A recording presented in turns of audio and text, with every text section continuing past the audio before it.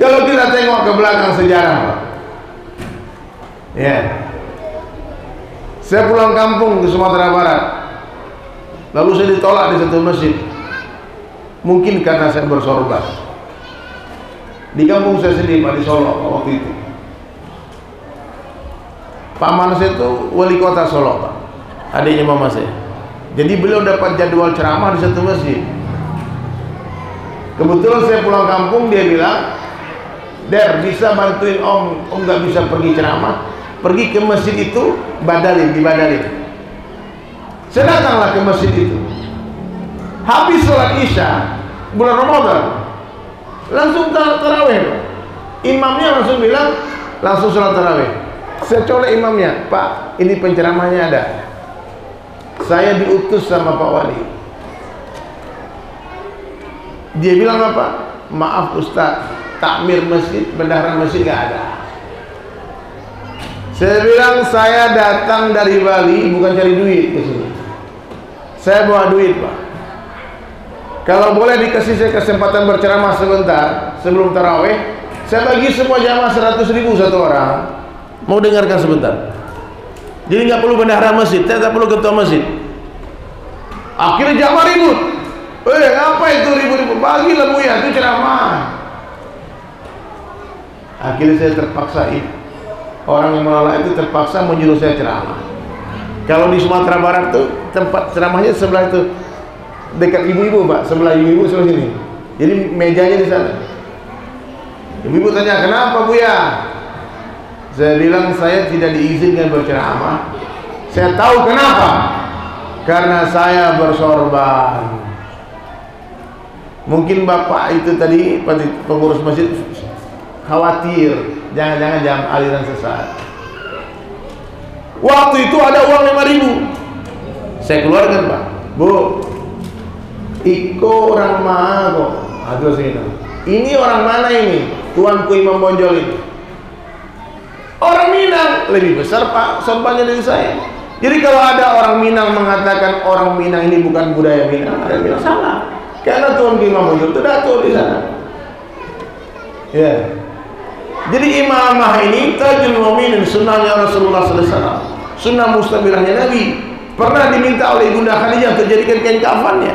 Sebelum Ummatul Mukminin Khadijah meninggal dunia, beliau datang ke Rasulullah minta, ya Rasulullah, kalau aku meninggal dunia lebih dulu, tolong kafankan aku dengan sorbanmu. Jadi dulu guru-guru kita pernah baik, para ulama, kiai-kiai dulu sorbannya besar-besar. Itu kain kafan yang mereka balutkan di kepalanya. Diam.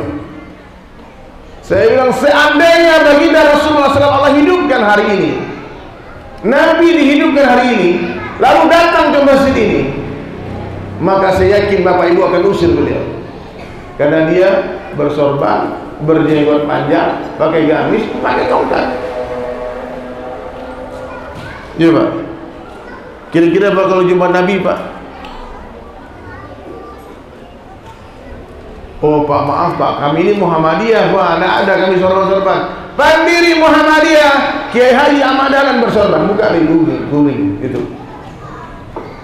Maaf Pak, kami Banser Pak, NU kami ini Pak. Pendiri NU bersorban, siapa? Kiai Haji Hasyim Asy'ari bersorban.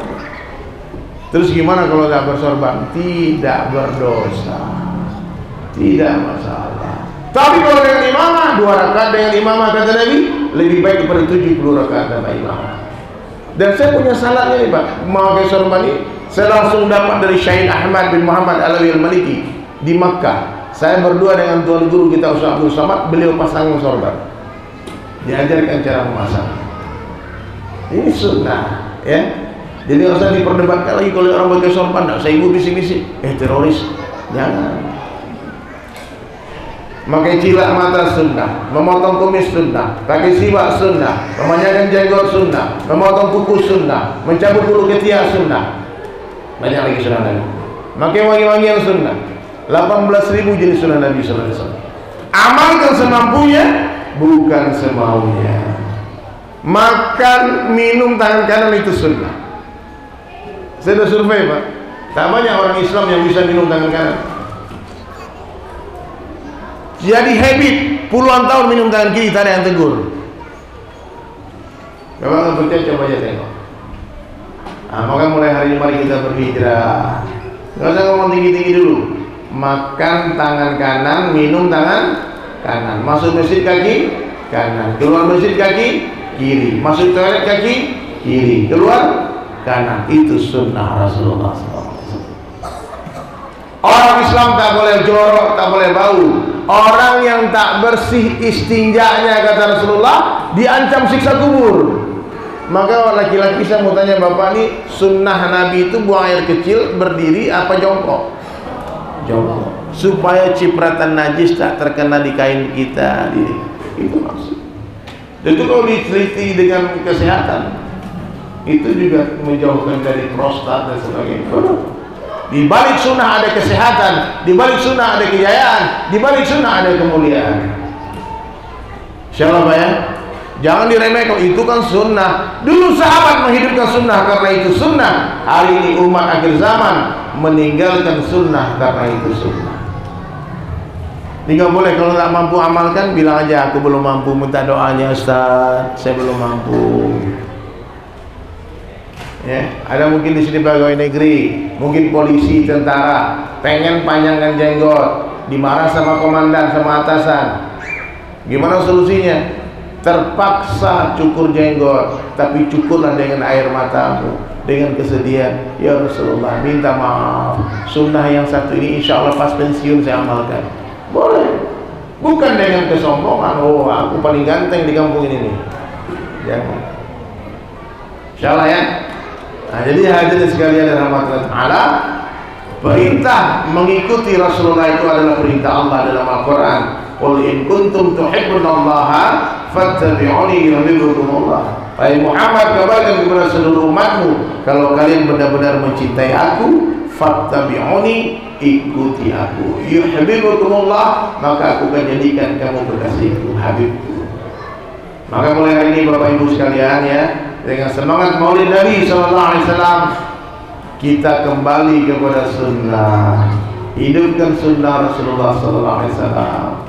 Ya, banyak sunnah Nabi, amalkan semampunya, bukan semaunya. Dari mana dimulai diperbaiki? Sholatnya perbaiki. Orang yang memperbaiki sholatnya, tanpa sadar Allah akan perbaiki kehidupannya.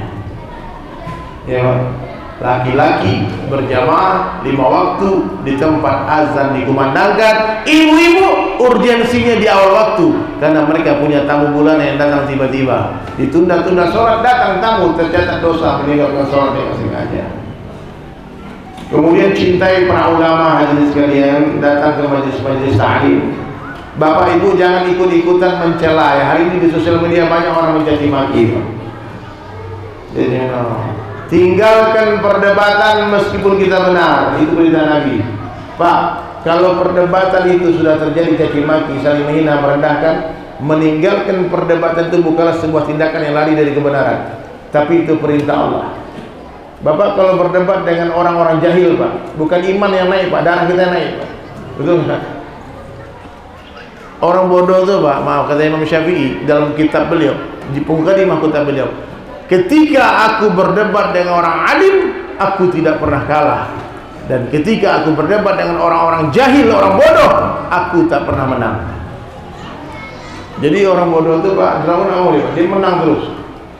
Nah, maka orang, hadis kata Buya Hamka, semakin luas ilmu seseorang, semakin sedikit dia menyalahkan orang.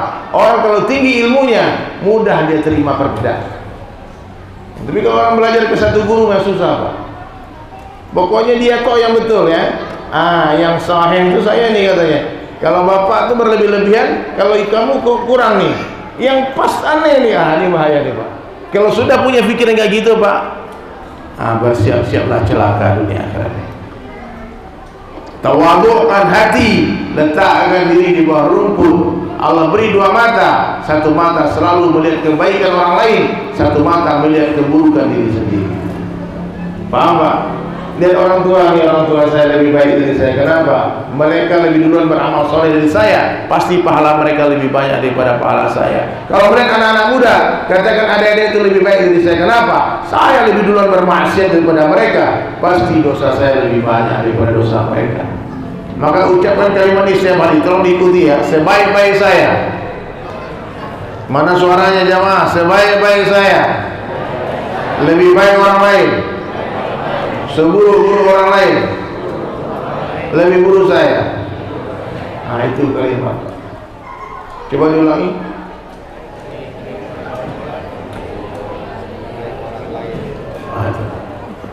Jangan kembali-balik. Kemarin ada ibu-ibu di masjid. Seburuk-buruk saya, lebih buruk orang lain. Tak gitu pelajarannya. Tawadukkan hati, letakkan diri di bawah rumput, jangan sombong. Orang sombong diharamkan mencium bau surga. Ya Pak ya.